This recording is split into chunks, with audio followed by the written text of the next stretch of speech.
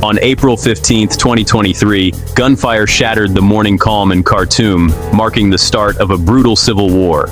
Two former allies, Sudan's Armed Forces, SAF, and the Rapid Support Forces, RSF, turned on each other, plunging the country into chaos. Hopes for democracy, born from the 2019 revolution that ousted dictator Omar al-Bashir, were crushed as military leaders seized power in a 2021 coup. The core dispute, integrating the RSF into the army, and, crucially, who would command Sudan. Neither general would back down, and the fragile transition to civilian rule collapsed into open warfare. The conflict quickly spread beyond Khartoum, devastating regions like Darfur and Kordofan. What began as a power struggle has become a national tragedy, leaving Sudan's dream of democracy in ruins. At the center are two men, General Abdel Fattah al-Burhan of the SAF, and General Mohammed Hamdan Dagalo, Hemedti, of the RSF. The SAF, Sudan's official army, controls the north and east, including Port Sudan, but has struggled against the RSF's guerrilla tactics. Hemedti's RSF, born from the Janjaweed militias, dominates Darfur and much of Kordofan, funded by gold mines and notorious for ruthless efficiency.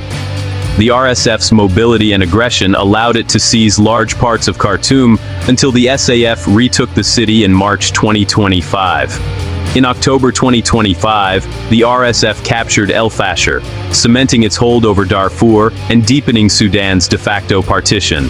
The SAF relies on air power and heavy artillery.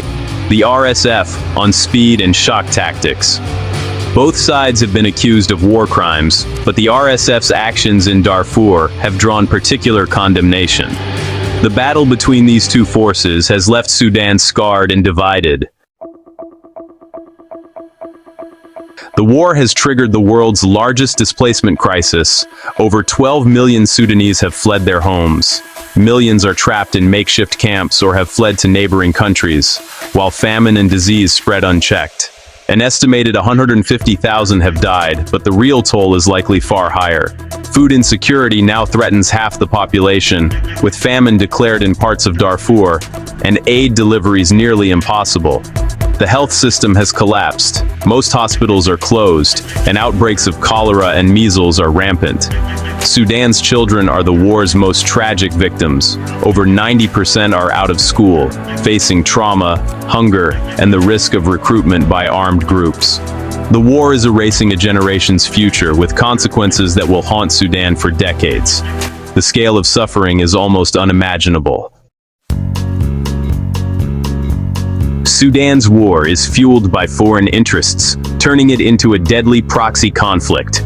The SAF is backed by Egypt and reportedly Iran, receiving weapons and drones to sustain its fight. The RSF, linked to the UAE, benefits from financial and military support, with Sudan's gold mines funding its war effort.